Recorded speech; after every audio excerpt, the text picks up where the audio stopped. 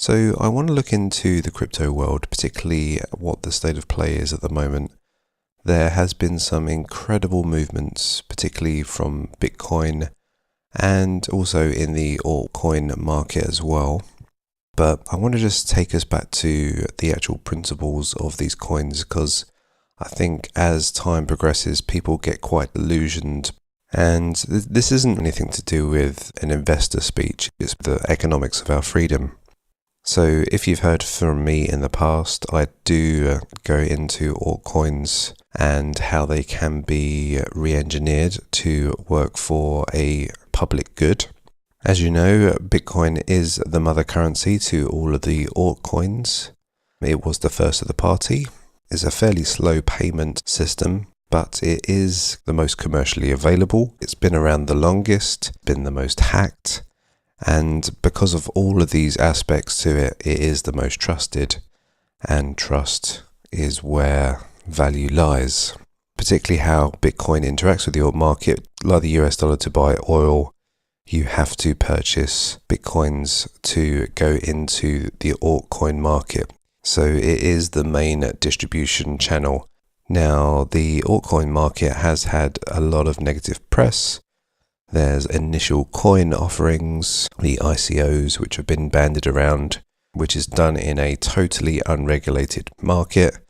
There are a lot of crooks out there, particularly when they can disguise themselves and not represent a face-to-face interaction without any ID or transparency. So be very wary of these circumstances. And also these altcoins, I know there's some which are theoretically Ponzi schemes, so anything where you need to find friends and get referral fees to pump up the price is a big red flag. But really, are the altcoins doing that much? Well, it's a little bit disappointing that the main big ones are still trying to replicate features of money, which is all valid. A rethink in money has been long overdue. Yet, most of these re-engineered money coins go against the grain of their intended purpose, true monetary freedom. Thankfully, coins like Monero hold to these principles, and it's interesting how this is one of the coins that have been around relatively longer than most of them, hitting around the 4-year mark. Now, a system like Monero, comparatively to Bitcoin, if you think of it in the real world, is like cash, because cash really cannot be traced. Whereas Bitcoin has got a fully distributed ledger. You don't necessarily know who was the person behind selling it, but you understand where the movements happened.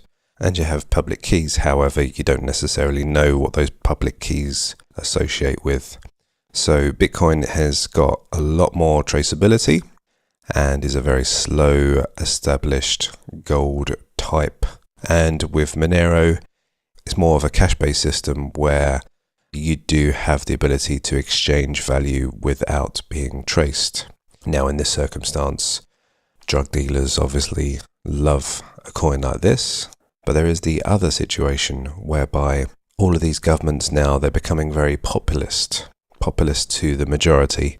And really, these populists are blaming segments of citizens for their woes. And if that situation escalates, then there could be a possibility with a coin like Monero, you can avoid the carnage, escape, or you have an ability to avoid wealth confiscation. Now, I'm not here to poo-poo most of the altcoins. There are amazing ideas which are out there. However, I think the main thing to consider at this point, because we are at 1992 in terms of the internet when it comes to electronic monetary systems, a lot of these altcoins are too complicated for early adoption. It needs to be down to the simplest ideas which can be explained in one sentence. You cannot expect mass adoption of a complex, multi-tool programming ecosystem. When you're trying to pitch a coin to someone, it really needs to be explained in one sentence, which a 7-year-old could comprehend. You could even argue that Bitcoin can't really be explained like that. You could try by saying it's a exchange system shared to all, helping people to trade value directly, avoiding a corrupt middleman. Probably doesn't cut it. So this proves a point. Bitcoin was popular, but it was only popular to geeks. It was geek money. And I guess still to this day, half of the investors, aka speculators, are flying blind. They just think it's digital money. Everyone's getting involved. So going back to core principles, the ability to encrypt your data and share it and having a means to exchange value without anybody else watching over you is a true revolution in freedom. Think about what that relationship is between you and the government. It's expansion of the civic freedoms, which has been skewed over time. And that is religion, our speech, when we assemble, when we associate, freedom from military tyranny, arbitrary arrest, and freedom of the press. And then obviously you can think of like the modern ones of freedom of thought, where Google is nowadays always watching you. Anonymity of transactions is an important subset of freedom of thought too. Not to mention that we're an illusion if we think we're in a free marketplace of money.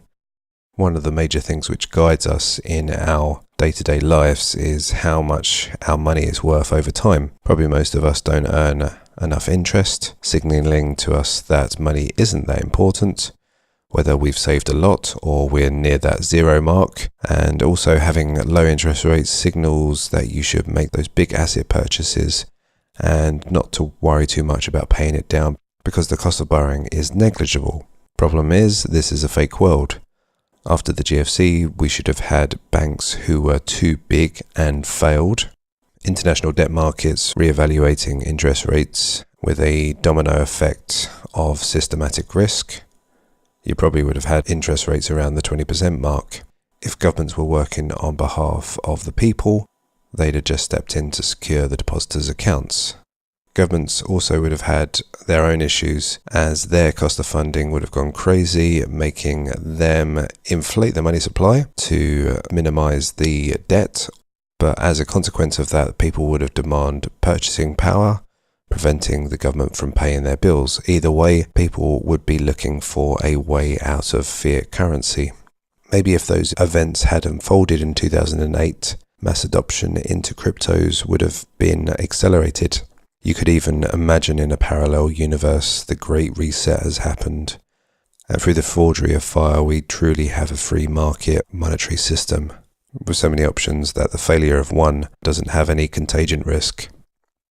But we are still living in these times where the few own the money supply, with puppets acting to the people and working for their owners. Jamie Dimon, the chairman and chief executive of JP Morgan, doesn't want to talk about Bitcoin anymore, even though his daughter has invested in it. And watch out when he says this beautiful line, he likes the blockchain technology but not Bitcoin. Remember that all he's telling us is that he likes the cost savings of a distributed database on a closed network. I think he's missing the point, but you can understand why. He's got to keep his gravy train running. JP Morgan takes advantage of the arbitrage opportunity by borrowing from the Fed at a discounted rate, then loaning that money out to the global economy.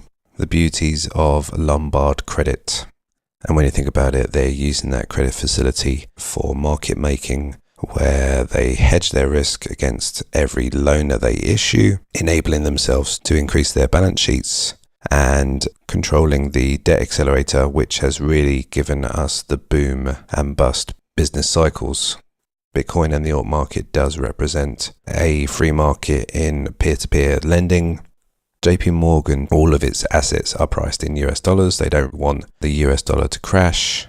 And other than doing some sophisticated market making in derivative products, really they haven't done too much hard work to bring that money into existence. Whereas a mining pool has put a significant amount of energy and effort into putting those cryptos into existence. Keep in mind the simple ideas, the ones that are easily to be understood. You really know the circulating supply, you know how it's structured. If you think of all the biggest inventions, you could explain it in fairly simple terms. It's like a car, an aeroplane, the internet. electronic channel to pass information. Simplicity is divinity. Now, just a footnote before you start throwing your money into the different markets, just remember that currently we are in a very speculative phase. Watch out, there is going to be a lot of people getting loans out to pump up the market, and this does spell that there probably is a lot of dangers lying ahead. If I'm being some kind of predictive wizard, even when we have another downturn in stock markets, house prices and all the other bubbles, you potentially will have that in cryptos as well, because as people require liquidity, they will pull their money out of every single system, and this will catch all those people that are highly leveraged regardless of what market you're in. Maybe after a while, probably even a year or so, people will start to really see value in that item. Maybe they think, okay, well, the government's starting to confiscate, so I'm going to start investing in this altcoin or Bitcoin or whatever.